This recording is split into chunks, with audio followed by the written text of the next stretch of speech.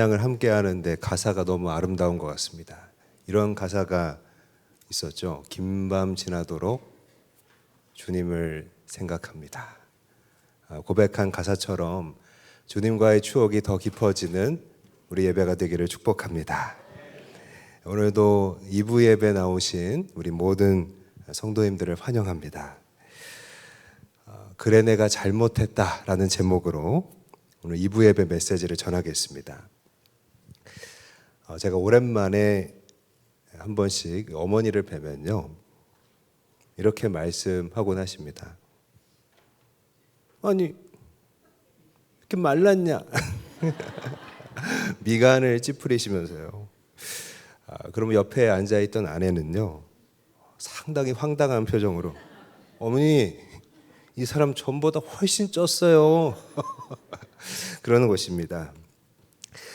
명절에 집에 가서 밥을 먹으면요, 어렸을 때 집에서 먹던 어머니 음식을 맛볼 수가 있잖아요. 그러니 이렇게 젓가락이 한 번 갈 거 뭐 두 번, 세 번 더 가게 되잖아요. 그런 걸 소울푸드라고 하는데, 저의 소울푸드는 그 명태알로 담근 젓갈이 있습니다. 그거를 계란이랑 두부 넣고 이렇게 끓인 젓갈국인데요. 그 국이랑 뭐 조기구이랑 동그랑땡 같은 것들입니다. 근데 조금이라도 뭐 비워지면 계속 채워주시는 것입니다. 어릴 때 들었던 말이 또다시 공명을 하는데요. 엄마가 주는 거 먹으면, 맛있게 먹으면 절대 살 안 찐다. 그러다 또 한쪽에서는 그만 먹으라는 눈빛이 콕콕 찌르는 것입니다. 두 사람 다 저를 위하는 사람인데요, 차이가 있는 것입니다. 여러분, 무엇이 맞을까요? 누가 맞을까요? 옳기로 따지면요, 아내가 옳은 것 같습니다. 지난번보다 체중이 많이 늘은 것도 맞고, 건강을 위해서는 좀 그만 먹어야 하는 것도 맞습니다. 이제는 이제 굶어도 살이 잘 안 빠지는 그런 연령대로 접어들고 있으니까요.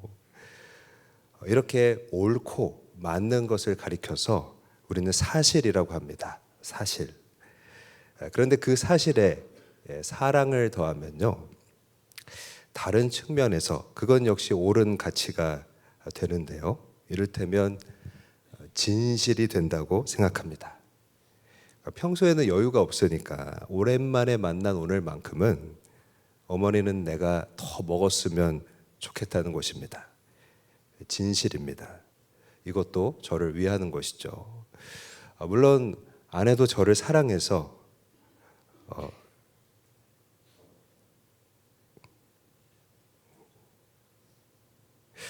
그만 먹으라고 하는 것이지만, 이런 거 저런 거 따지지 않고 원하는 대로 먹으라고 하는 것은요, 엄마뿐이라는 것입니다. 이렇게 사실과 진실에는요, 미묘한 차이가 있다고 생각합니다. 여러분, 사실이 중요할까요? 아니면 진실이 필요할까요? 아니, 우리는 사실과 이 진실 중에서 무엇을 추구해야 할까요? 사실과 진실이란 것은요, 옳고 그름의 문제와 밀접하게 연결되어 있다고 생각합니다. 우리가 사는 한국 사회는요, 그 정치와 경제가 굉장히 불안정한 상황으로 가고 있잖아요. 사회 불평등이 심화돼서 지금 갈등과 피로가 거의 뭐 최고조에 이르고 있다고 보여집니다. 그러니까 날이 선 상태로 모두가 살아가고 있다, 그렇게 말할 수 있을 것 같습니다. 지금 10명 중 8명은요 사회 갈등이 심각하다라고 얘기를 하는데요, 세대 간 대립, 성별 간 대립, 계층 간의 대립이 심하다는 것입니다. 전체 구조가 이러니까요, 하위 집단 역시 우리가 살아가는 직장이나 이웃과의 그런 공동체나 가정이나 교회 역시 그런 영향에서 자유롭지 못하다라는 것입니다. 그러니까 사람과 사람과의 관계에서 우리는 날이 서 있을 때가 많이 있습니다. 한동안 전 세계적으로 이 정의에 대한 이슈가 굉장히 부각됐었는데요. 그 중심에 있었던 마이클 샌델이라는 학자가 있습니다. 정의란 무엇인가라는 그 저서가 굉장히 세계적으로 많이 읽혔는데요. 마이클 샌델이 내린 결론은 정의는 그냥 옳고 그름을 가리는 일이 아니라는 것입니다. 쉽게 말해서 누가 옳으냐, 누가 그르냐, 그것을 판별하는 것이 정의가 아니라는 것입니다. 누가 잘못했느냐를 가리는 일로는요, 문제가 해결되지 않는다는 것입니다. 정의는요, 사회와 공동체에서 미덕을 세우는 것이라고 마이클 샌델은 이야기합니다. 그 근거는 사람이란 어디서 뚝 떨어진 것이 아니라 공동체에 뿌리를 둔 존재이기 때문입니다.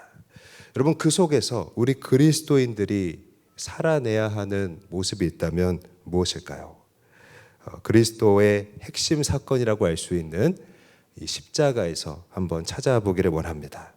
여러분, 단순히 옳고 그름이라는 차원에서 이 십자가를 바라보면요, 그 현장은, 예수님의 그 십자가는요, 이런 일이 있으면 안 되는, 이런 일이 있으면 안 되는 일에 속한다는 것입니다. 십자가 현장은요, 옳고 그름의 기준으로만 보면 이건 그른 일, 잘못된 일이라는 것입니다.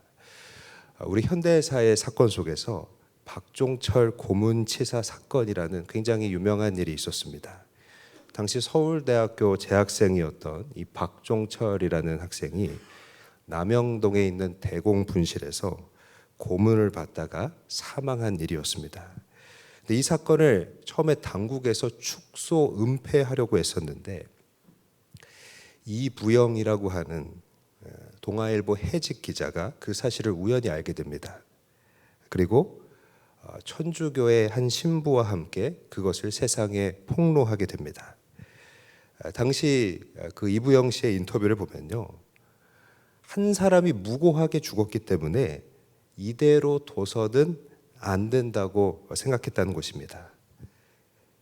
그러니까 그들에게 다가올, 이런 일을 폭로하면 그들에게 다가올 여러 가지 어려움들을 감수하고 그 일을 했던 것은 이런 일이 있으면 안 된다고 생각했기 때문이라는 겁니다. 그런데 여러분, 십자가의 현장을 보면요, 역시 십자가는 이런 일이 있으면 안 되는 그런 종류의 일이었다는 것입니다. 왜냐하면 예수님이라는 죄가 없는 분을 로마 황제에 대한 반역자로 몰아넣었고요, 그것도 모자라서 조롱하고 죽이고 있었기 때문입니다. 오늘 42절 말씀 읽지는 않았지만 한번 같이 보겠습니다. 시작. 그가 남은 구원하였으되 자기는 구원할 수 없도다. 그가 이스라엘의 왕이로다. 지금 십자가에서 내려올지어다. 그리하면 우리가 믿겠노라. 49절도 한번 읽겠습니다. 시작. 그 남은 사람들이 이르되 가만두라. 엘리야가 와서 그를 구원하나 보자 하더라.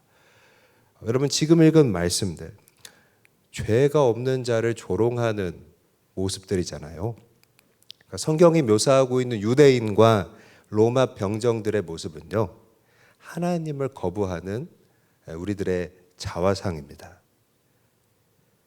그러니까 로마 병정과 유대인들은요, 죄 없는 분에게 죄를 덮어 씌우고 조롱하고 있는 것입니다. 그것이 우리의 모습을 묘사한 것이지만 이 말씀을 마주할 때 로마 병정들과 그 유대인들에 대해서 우리는 굉장히 이 사람들 너무나 교만하다, 그리고 또 굉장히 불의하게 느껴지는 것입니다. 여러분, 영화를 볼 때 주인공이 누명을 쓰면요, 거기에 감정이입이 되잖아요. 마치 그런 것처럼 이 장면을 읽을 때 화가 나지 않습니까? 아니, 예수님은 자존심도 없으신가? 그런 생각이 드는 것입니다.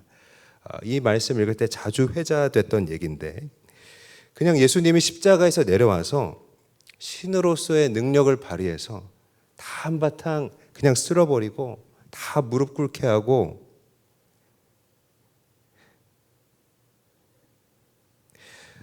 그러면 정말 속 시원할 텐데 대부분은 그런 생각을 한 번은 하게 되는 것입니다.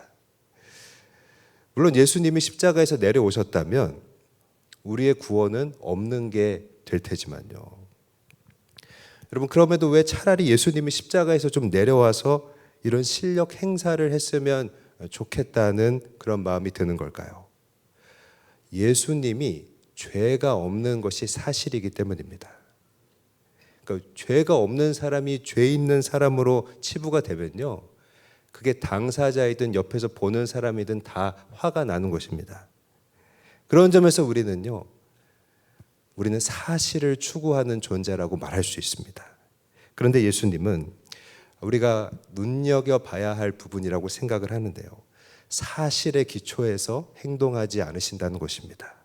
여러분, 예수님은요, 사실의 기초에서 행동하지 않으세요.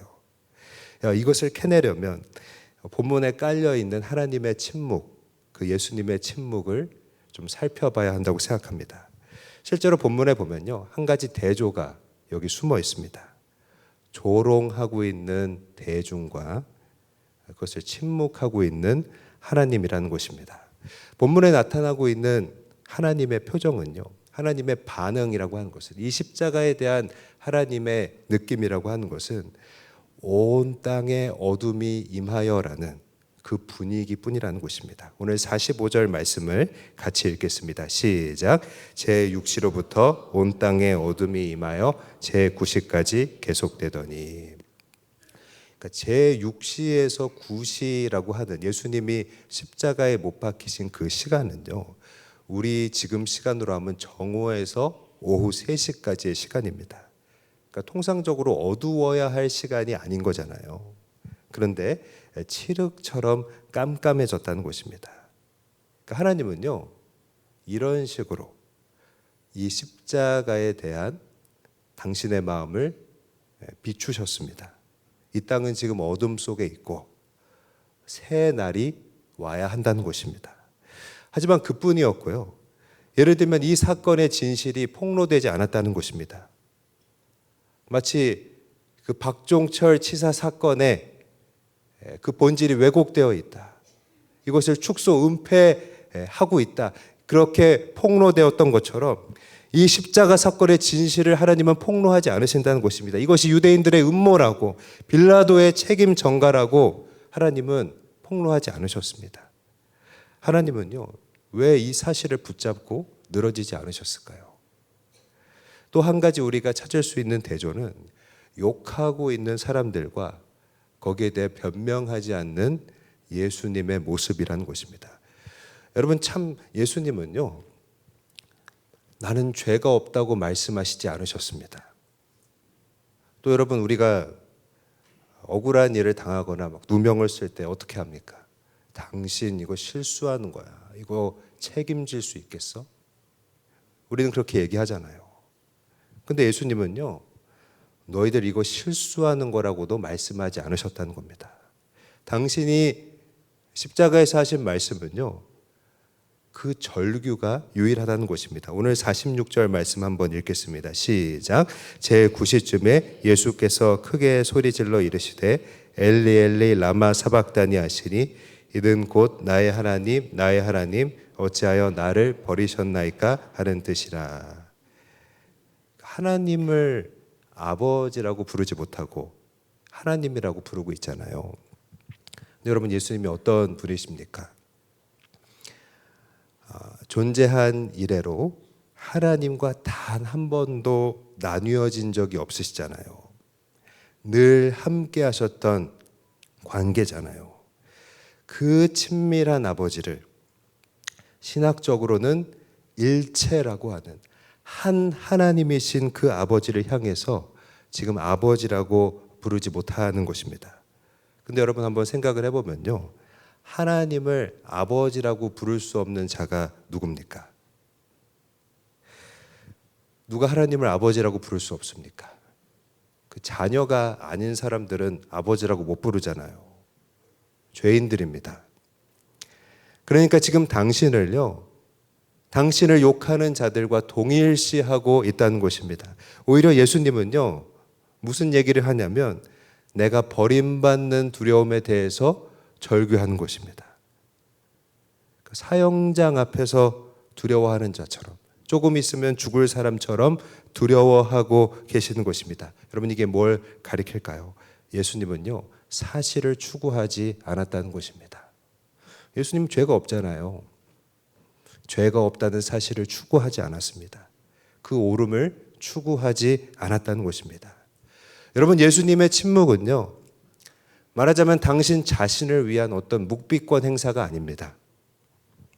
말해봤자 내 입만 아프니까 차라리 말하지 말자, 그렇게 입을 닫으신 것도 아닙니다. 또 예수님의 침묵은요, 이건 내가 지은 죄가 아니지만 내가 대신 담당해 준다는 그런 식의 선심적인 행위와도 다른 것입니다.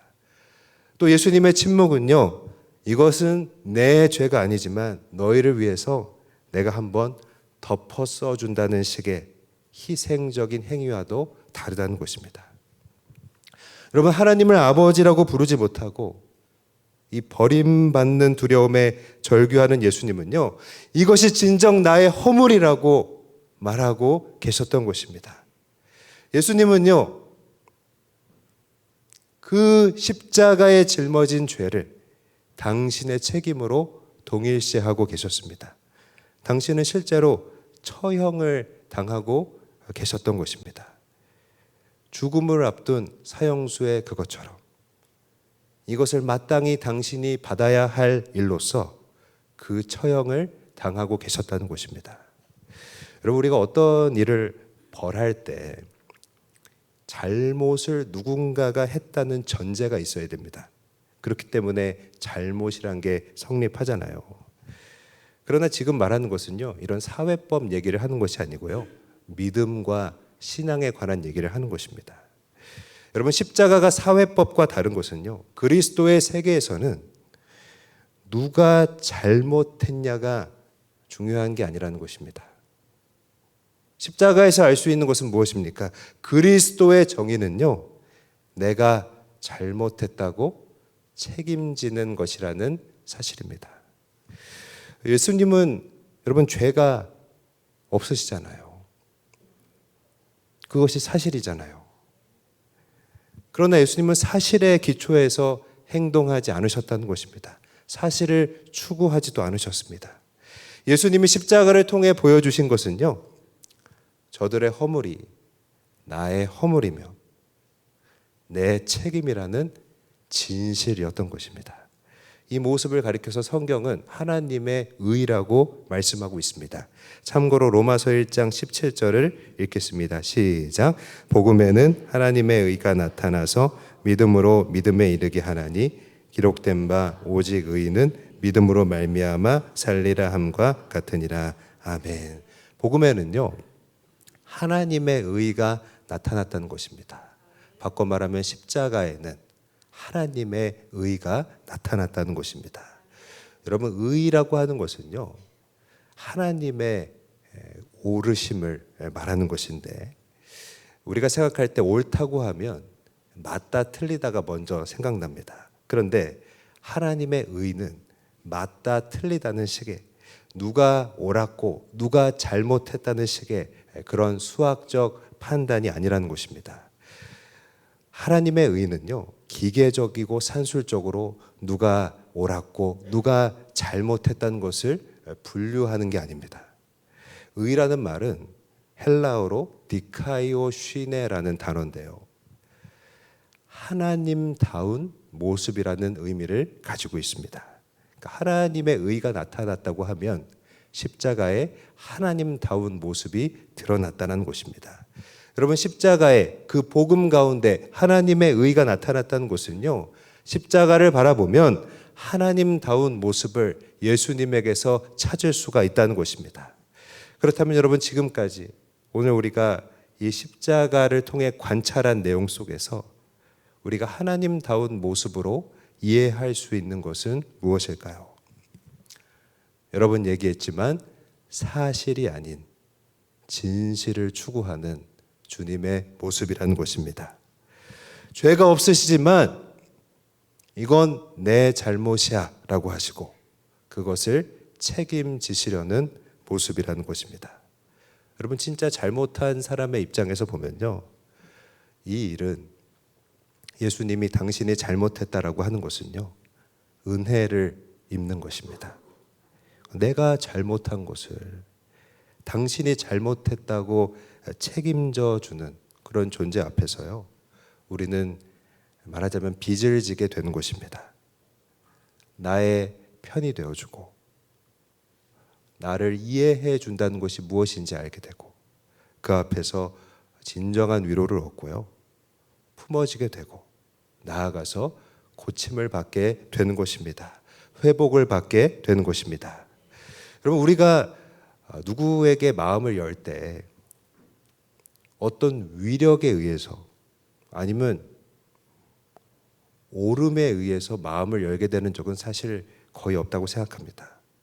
그런 것들에 굴복할 수 있을지는 모르지만 우리는요, 어떤 존재에게 우리의 마음을 열게 됩니까? 나보다 더 큰 사랑을 보여주고 그 은혜에 내가 품어지게 될 때 우리는 진정으로 항복하게 되는 것입니다. 그런 점에서 기독교는요, 우리를 옳은 사람 만들려는 것이 아닙니다. 기독교는요, 우리에게 신앙을 줘서 실수하지 않게 하려는, 잘못하지 않게 하려는 그런 것이 아닙니다. 기독교는요, 하나님의 의에 우리를 초대하는 것입니다. 십자가에 나타난 하나님다운 모습, 그 하나님다운 성품에 우리를 부르는 것이 바로 기독교라는 것입니다. 진실을 추구하며 내 잘못이라고 말하며 누군가를 책임질 수 있는 그 성품으로 살도록 하는 것이 바로 우리에게 주신 믿음이요, 기독교 신앙이라는 것입니다. 그러므로 엘리 엘리 라마 사박단이라는 아버지여 아버지여 왜 나를 버리셨나이까 라는 말은요, 내가 잘못했습니다 라는 의미가 되는 것입니다. 여러분, 통상적으로 잘못이라고 하면 의로움과는 상당히 거리가 있게 느껴집니다. 그러나 내가 잘못했다라는 그 말은요, 주 안에서, 예수 안에서 그 어떤 말보다도 의로운 말이 되는 것입니다. 그렇다면 오늘 우리에게 내가 잘못했다라는 말이 필요한 이유는 무엇일까요? 첫 번째로, 내가 잘못했다라는 말이 사람의 영혼을 회복시키기 때문입니다.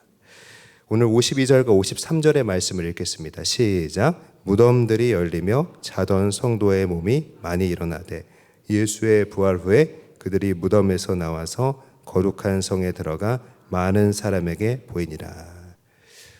이 부분은요, 이 십자가 죽음이라는 이슈에 묻혀서 잘 알려지지 않았던 일들인데, 예수님이 십자가에서 죽으셨을 때 무덤 속에서 일어났던 사람들이 있었다는 것입니다. 참 놀라운 일이었을 것 같습니다. 특히 3일 후에 예수님이 부활하시고 나서는요, 실제로 그 죽었던 자들이 무덤에서 나와서 가족들을 만나기도 했다는 것입니다. 이 일시적인 사건은 앞으로 예수님의 재림 때에 일어나게 될 일을 보여주는 그런 거울 같은 일이었습니다. 세상 마지막 날이 되면요, 이미 죽어 있는 자들의 그 육체가 부활하게 되는 것입니다. 그런데 이 사건을 보여주면서 본문이 강조하는 것은요, 예수님의 십자가 죽음이, 이것은 당신의 잘못이라며 책임지시는 그 죽음이 바로 사람을 살리는 근거라는 것입니다. 여러분, 무슨 말입니까? 책임을 져주고 그것을 내 잘못으로 감당하는 사람만이 여러분 그 영혼을 하나님께로 이끌 수가 있다는 것입니다. 여러분, 아멘이십니까? 예수님의 십자가는요, 선심 쓰는 게 아니라고 했잖아요. 당신을 비방하고 욕했던 사람들을 나의 책임으로 끌어안는 것입니다. 나의 책임, 그것이 나의 잘못이다라고 그것을 끌어안고 기도하며 섬기는 것입니다. 그리고 무엇보다 중요한 것은요, 그런 자리로 여러분, 우리 그리스도인은요, 저와 여러분은요, 누구라 할 것 없이 모두 부르심을 받았다라는 것입니다. 최근에 성인들을 대상으로 한 설문조사에 보면 10명 중 7명은요. 요즘에 많은 사람들이 그 일상적인 행위 속에도 더욱 날카롭고 극단적인 반응을 보인다. 그렇게 응답을 했고요. 타인을 향한 그 비난의 수위도 도를 넘어서고 있다고 그렇게 응답했던 것입니다. 여러분, 사람들의 신경이 막 곤두서 있고 또 특별히 타인에게 예민하게 반응하게 되는 것은요, 그만큼 우리 사회 안에서 불안도가 매우 높은 수준이라는 것을 보여주는 척도가 됩니다. 우리 그리스도인들도 이 땅에서 사는 동안 그런 똑같은 사회 속으로 부름을 받았잖아요. 그리스도인이라고 해서 어디 격리돼서 살아가는 건 아니잖아요. 그 사회 속에서 여러분, 우리가 해야 할 일은 무엇이라고 생각하십니까? 그런 날카로움을 무뎌지게 해야 한다는 것입니다. 먼저 우리의 날카로움부터, 우리의 예민한 것부터 조금 더 무뎌져야 한다고 생각합니다. 교회에서 할 수 있는 것은 무엇일까요? 주의 몸을 섬기면서, 봉사도 하면서 내 자신이 좀 깎여지고, 말씀도 공부하면서, 훈련하면서 내가 알고 있었던 말씀들을 또 새롭게 적용하고, 기도의 자리를 함께 하면서 내 안에 비어있고 날카롭고 예민해진 그런 마음들을 영적인 에너지로 채워야 할 줄 믿습니다. 집에서 할 수 있는 것은 무엇이 있을까요? 그동안 내가 일한다는 핑계로 부모님께 맡겨놨던 육아나 그런 집안일들 내 앞으로도 좀 다시 가져와서 그 힘듦 속으로 직접 들어가서, 지금도 힘들지만 그 힘듦 속으로 더 들어가서 거기서도 내 자신이 깎이고 좌충우돌 실패하면서 내가 이렇게 부족하고 내가 이렇게 바닥인 사람이었나, 그렇게 하면서 나의 날카로움이 뭉툭해져야 한다는 것입니다. 뭐가 맞고 틀린지 시시비비를 규명하는 것은요, 그런 거를 하는 사람들이 있을 겁니다. 맡은 자들에게 맡기고 우리는 우리의 잘못을 인정하고 서로에 대한 책임을 져야 한다는 것입니다. 특히 아내와 남편의 관계처럼 가장 가까운 사람에게, 그런 관계일수록 그래, 내가 잘못했다, 그 한마디 하기가 너무나 어려운 것 같습니다. 그러나 제 마음속에 문득 드는 것은요, 어쩌면 그 한마디가 가장 필요한 시점일 수 있다는 것입니다.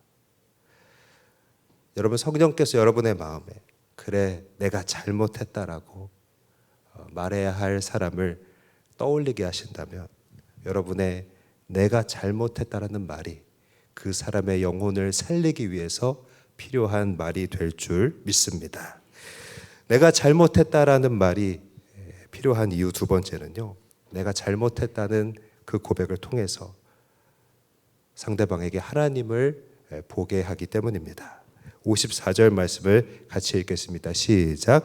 백부장과 및 함께 예수를 지키던 자들이 지진과 그 일어난 일들을 보고 심히 두려워하여 이르되 이는 진실로 하나님의 아들이었도다 하더라.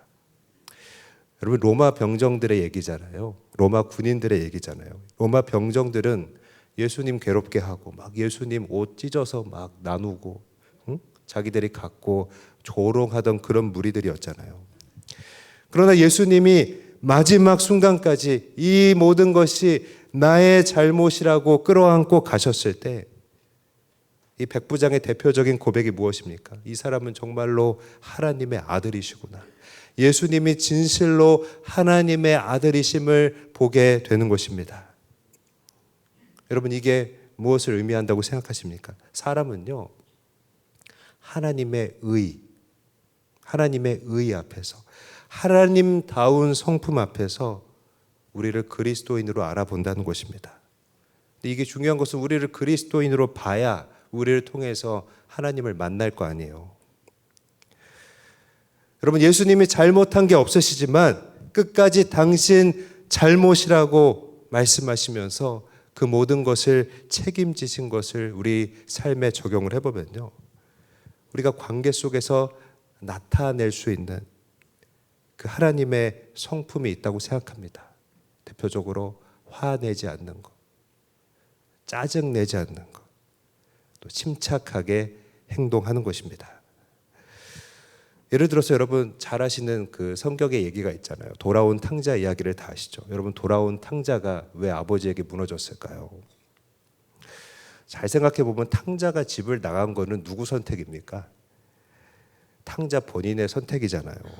그리고 나가서 재산을 다 까먹고 탕진한 거 누구 잘못입니까? 탕자의 잘못이잖아요. 여러분 이게 사실입니다. 그런데 아버지는요, 뭐라고 말하지 하면 이게 굉장히 미묘한데 내가 잃어버렸다라고 말하는 것입니다. 그러면 탕자가 지발로 나간 거잖아요. 근데 아버지 말씀은 마치 어디 가서 잘못해서 당신이 잃어버린 것처럼 얘기한다니까요.